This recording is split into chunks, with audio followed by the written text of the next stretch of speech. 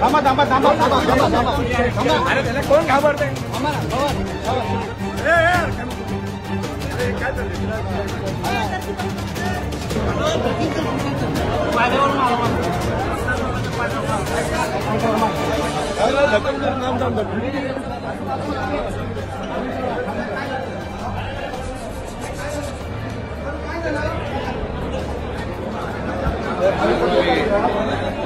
काय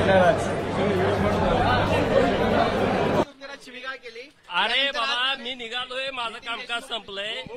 राष्ट्रवादीचे त्याला जाऊन भेटायला तो तिथं आहे. नाही काय प्रसाद म्हणजे तुमच्या स्टाईलने अरे त्याला जाऊन भेटा बाबा. मला काही विषय माहित नाही. गोपीचंद पडळकर ऍक्शन मोड मध्ये असं म्हणावं.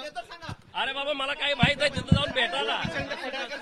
ऍक्शन मोड मध्ये अरे तो तिथं आहे, त्याला भेटा की जाऊन बघा त्याचं काय झालंय. अरे बाबा मला काही माहित नाही. मारामारी झाली असं बोललं. तिकडे जाऊन बघा. झाली आणि विधान भवनातच हे सगळं घडलंय. काय म्हणाल? तिकडे जाऊन बघा, भेटा त्याला. कोण आहे माझ्या ओळखीचं नाही तो.